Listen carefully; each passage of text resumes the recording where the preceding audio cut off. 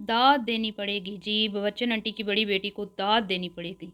हिम्मत है अभी इस बंदी को सैल्यूट पेश करना पड़ेगा। आज तो तारीफ़ें बनती हैं, आज तो भी बड़ी ही तारीफ़ें होने वाली हैं बच्चन आंटी की बड़ी बेटी की।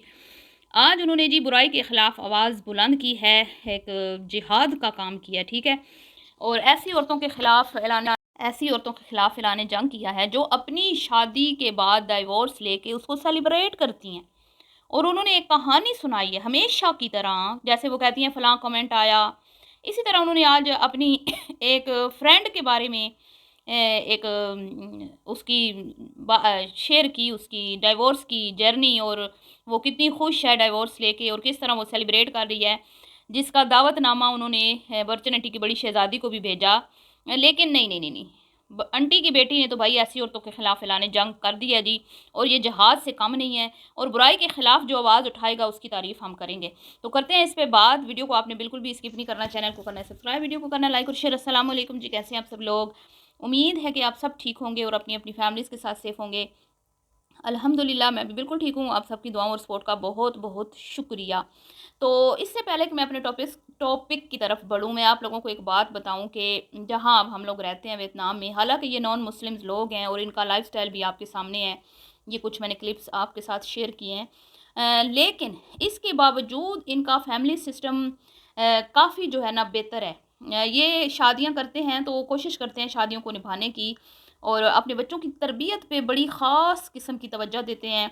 बच्चों की हाइट, वेट, हेल्थ और एजुकेशन, स्पेशली एजुकेशन पे बहुत ज़्यादा यहाँ पे ध्यान दिया जाता है। और यहाँ के बच्चे जो हैं वो सुबह 7 बजे से शाम 5 और 9 बजे तक रहते हैं जी। 5 बजे तक स्कूल में, और कुछ बच्चे जो हैं फिर वो अकेडमीज़ भी जाते हैं और 9 बजे अकेडमीज़ बंद होती हैं इनकी। तो समझ लें कि सुबह 9 बजे से लेके सुबह 7 बजे से लेके रात 9 बजे तक बच्चा जो है वो तालीम मतलब पढ़ने पढ़ाने में बिज़ी होता है।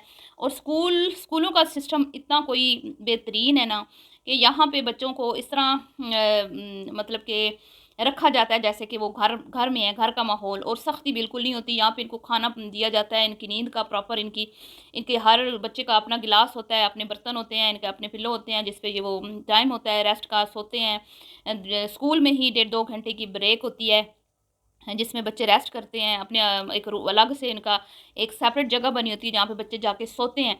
और इनको बचपन से ही तरबियत देना शुरू कर देते हैं ये कि किस तरह एक अच्छी माँ, किस तरह एक औरत अच्छी माँ किस तरह बन सकती है, एक मर्द अच्छा बाप किस तरह बन सकता है। भाई अगर वालिदा प्रेग्नेंट है तो बच्चे किस तरह अपनी प्रेग्नेंट माँ का ख्याल रखते हैं।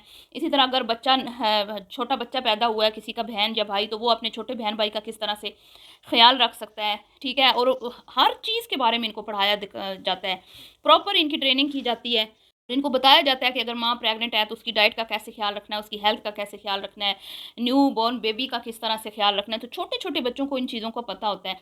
तो यूँ ये मतलब कि एक फैमिली में बच्चों को रहने के सलीके सिखाए जाते हैं। दादा-दादी के मुतालिक भी पढ़ाया जाता है, दादा-दादी के साथ किस तरह का सलूक होना चाहिए। मतलब कि अगर मैं ये कहूँ ना कि हर वो चीज़ जो हमें हमारा मज़हब सिखाता है, इनको इनके स्कूल्स में पढ़ाया जाता है। तो बड़ा अच्छा सिस्टम है ये जी यहाँ पर। लेकिन अफ़सोस के साथ कहना पड़ता है कि हमारे मुआशरे में ये सब चीज़ें बच्चों को बिल्कुल नहीं सिखाई जाती, बिल्कुल बताई ही नहीं जाती। बल्कि हम लोग कहते हैं कि ओए होए ये क्या, बच्चों के सामने तो बात ही नहीं ना करनी इस तरह की, बच्चों को टाइम से पहले इन चीज़ों का पता नहीं होना चाहिए, ये तो शर्म मतलब बेशर्मी वाली बातें हैं इस तरह। तो अगर हम शुरू से अपने बच्चों के साथ दोस्ताना रवैया रखें, शुरू से अपने बच्चों को हर एक चीज़ के बारे में बताएँ, शुरू से बच्चों की मतलब घुट्टी में ये तरबियत हो ना, तो वो एक अच्छा मर्द जो है, एक अच्छा भाई, एक अच्छा बेटा, एक अच्छा बाप बन सकता है। और इसी तरह औरत जो है वो अच्छी बेटी, अच्छी बहन, अच्छी माँ बन सकती है। तो यहाँ पे ऐसा नहीं है कि भई सब जो हैं वो सेपरेट रहते हैं और बीवियाँ जो हैं वो कहती हैं कि अगर आप हमें अलग नहीं रखोगे तो हम तलाक ले लेंगे। बहुत सारे लोग जो हैं जॉइंट फैमिली में भी रहते हैं, और लोग वो औरतें खुशनसीब अपने आप को समझती हैं जिनके सास-ससुर उनके साथ रहते हैं। क्योंकि यहाँ पे इतनी टफ़ लाइफ़ है, इतना कोई काम करना पड़ता है, और मर्दों से ज़्यादा औरतें यहाँ पे काम करती हैं। कोई औरत आपको घर बैठी हुई नज़र नहीं आएगी। यहाँ पे सुबह 4 बजे लोग उठ जाते हैं और रात को 10 बजे बिल्कुल सन्नाटा छा जाता है। कोई शॉप आपको खुली नज़र नहीं आएगी, कोई बाज़ार कुछ कुछ भी नज़र नहीं आएगा आपको, सब लोग सो जाते हैं। तो जॉइंट फैमिली में जो औरतें रहती हैं ना, वो खुश होती हैं कि हमारे बच्चों की देखभाल करने के लिए कोई दादी है, कोई दादा है। क्योंकि उनकी इतनी टफ़ रूटीन होती है और जो अकेली होती हैं, वो बेचारी उस चीज़ को लेके बहुत रंजीदा होती हैं कि हमारे बड़े-बुज़ुर्ग हमारे साथ नहीं हैं। अगर हमारे साथ बड़े-बुज़ुर्ग होते तो हमें अपना बच्चों को स्कूल से पिक करना, छोड़ना और उनकी फिर केयर करना, उनको खाना-पिलाना और ये सारा कुछ करने में मतलब कि हमारा साथ देते। और फिर क्या होता है कि जितनी भी ख़वातीन, मैंने जैसे बोला कि भी 99% जो ख़वातीन हैं 18 साल से ऊपर और 80-85 एज तक की औरतें यहाँ पे काम करती हैं। तो वो ये फिर उनको क्या करना पड़ता है, जो ख़वातीन जिनके बच्चे छोटे होते हैं, फिर उनको कोई ना कोई बंदी हायर करनी पड़ती है फुल टाइम के लिए कि आप हमारे बच्चों को संभालें। और जैसे ही इनके बच्चे 2.5-3 साल के होते हैं, तो ये स्कूल में उनको एडमिशन करवा देते हैं और स्कूल में भी फिर उनको मुकम्मल घर का माहौल मिलता है और उनकी बड़ी ही अच्छी तरबियत की जाती है। तो काश के हमारे मुल्क में भी ये सब चीज़ें हों और हमारे घरों में भी कुछ इस तरह का माहौल हो कि हम अपने बच्चों को हर चीज़ के बारे में, क्योंकि इस्लाम में तो हमें सब कुछ बता दिया है। हर एक शरीयत कहते हैं ना, शरीयत में शर्म में कोई शर्म नहीं होती। तो बच्चों को हर बात बतानी चाहिए ताकि वो आगे चल के, जैसे मैंने कहा कि इस मुआशरे में एक बेहतरीन इंसान बन के उभरें। लेकिन जी हम लोग ये बातें नहीं करते, हमें शर्म आती है, ये बात नहीं करनी, वो बात नहीं करनी बच्चों के साथ, तो इसी शर्म में ही हम लोग रह जाते हैं। और फिर बाद में आपके सामने ही हैं, बच्चियाँ बागी हो जाती हैं, कंट्रोल में नहीं होती, शादियाँ कर लेती हैं, 15 दिन के बाद फिर तलाक़ें लेके घर आ जाती हैं और माँओं की ज़रूरत नहीं होती कि बेटी को ये कह दे कि भई बेटी घर चली जा।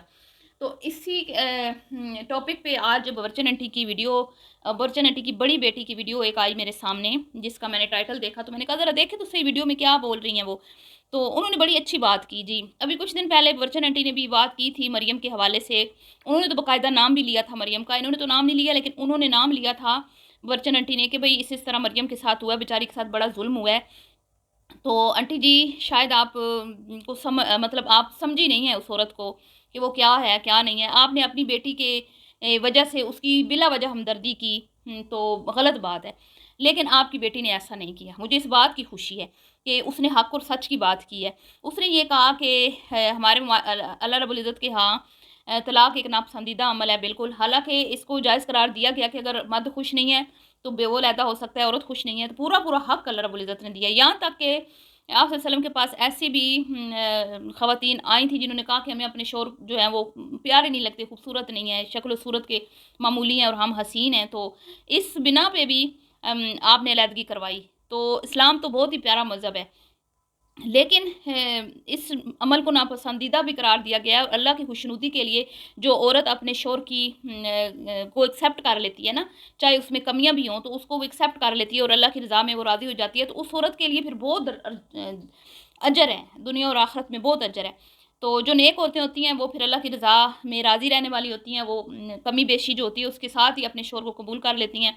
लेकिन जो फिर जिनको अब मैं क्या ही कहूँ, जो अपने दिल के हाथों मजबूर होती हैं, जो नफ्स के हाथों मजबूर होती हैं और जो दुनिया की ये हुब्बे-जा जिनके दिल में होता है, दुनिया की हिरस, हवस, लालच, ख्वाहिशों की गुलाम जो होती हैं, फिर वो कंप्रोमाइज़ नहीं करती। तो वो बात उन्होंने ऐसे की, जो आंटी की बेटी हैं गुड़िया, उन्होंने ये कहा कि मेरी एक दोस्त है और उसकी डिवोर्स हुई है और उसने मुझे दावत दी है कि मैं सेलिब्रेशन कर रही हूँ कि भई शुक्र है मेरी उस बंदे से जान छूट गई है। तो मैंने तो उस औरत को टाटा बाय-बाय कर दिया। मुझे बिल्कुल भी ऐसी औरतें पसंद नहीं हैं जो अपनी इस नापसंदीदा अमल के ऊपर सेलिब्रेशन करती हैं। और फिर उन्होंने कहा कि आजकल कुछ ऐसा ट्रेंड सेट किया जा रहा है सोशल मीडिया पे कि ख़वातीन जो हैं वो शादी करती हैं और फिर डिवोर्स लेके उसको सेलिब्रेट करती हैं। तो इस ट्रेंड के खिलाफ उन्होंने आवाज़ उठाई और उन्होंने कहा कि ये बहुत गलत बात है, ये नहीं होना चाहिए और हमारा काम है कि हम गलत को गलत कहें। और उन्होंने कहा कि मैं तो गलत, मतलब कहीं पे भी मैं देखती हूँ बुराई, इस तरह कोई बुराई का काम कर रहा है तो मैं ज़रूर उस पे बात करती हूँ। मुझे बिल्कुल भी अच्छा नहीं लगता, मैं खामोश नहीं रह सकती। जी, बिल्कुल बड़ी अच्छी बात की है जी ये गुड़िया ने। और मैं चाहती हूँ कि अब ये बारिश का एक कतरा गिरा है गुड़िया की सूरत में। बाकी हमारी जो यूट्यूबर ख़वातीन हैं उनका भी काम है वो भी सामने आएँ और वो भी इस फाहशी और यानी बेहयाई के खिलाफ आवाज़ उठाएँ कि अगर आप समझदार खातून थी, आपने एक फ़ैसला लिया, आपने शादी की, ठीक है, उसके बाद आप टिकी नहीं हैं, आपका दिल वहाँ पे नहीं लगा, तो आपने अगर अलहदा होना भी है तो कम से कम आप उसकी सेलिब्रेशन तो ना करें ना, आप केक तो ना काटें। केक काट के आप दुनिया को ये दिखा रही हैं कि मैंने बड़ा अच्छा काम किया है, मैं तो बड़ी खुश हूँ, मैंने 15 दिन बाद तलाक की डिमांड कर दी है। तो ये हमारे मुआशरे के लिए एक बहुत ही गंदे किस्म का ट्रेंड सेट किया जा रहा है। मैं बार-बार आपको समझा रही हूँ, बता रही हूँ, लेकिन कुछ लोग मेरी बात को बिल्कुल भी समझ नहीं रहे और उल्टा मुझे पे आके बोल रहे हैं। तो ख़ैर हम तो इसके खिलाफ आवाज़ उठाते रहेंगे, बाकी आप लोगों की मर्ज़ी है जी, जो इस तरह की औरतों को सपोर्ट करना चाहता है बेशक करे, वो आपकी मर्ज़ी है। कल फिर क़यामत के दिन आप ऐसी औरतों के साथ ही खड़ी होंगी, जो अल्लाह की नाफ़रमानी वाले काम करती हैं। और जो इन औरतों को सपोर्ट नहीं कर रहा, जिनको लगता है कि ये गलत है और ये अल्लाह की नाफ़रमानी कर रही हैं, एक नापसंदीदा अमल को खुश होके सेलिब्रेट कर रही हैं, तो उनको अच्छा नहीं लग रहा, वो इसके खिलाफ़ आवाज़ उठा रही हैं, तो ज़ाहिर-सी बात है वो अल्लाह के हुज़ूर उनको मतलब अल्लाह ताला उनको अजर अता फ़रमाएगा। तो बस अच्छी बात है, मैं ये चाहती हूँ कि बाकी और भी इन्फ्लुएंसर्स मैदान में आएँ और मरियम के इस अमल को कि वो ना इसके ऊपर इसको बोलें कि ये गलत चीज़ है, मज़म्मत करें इसकी। चलिए जी, मिलती हूँ नेक्स्ट वीडियो में, दुआ में याद रखिएगा। अभी के लिए इतना ही, अल्लाह हाफ़िज़।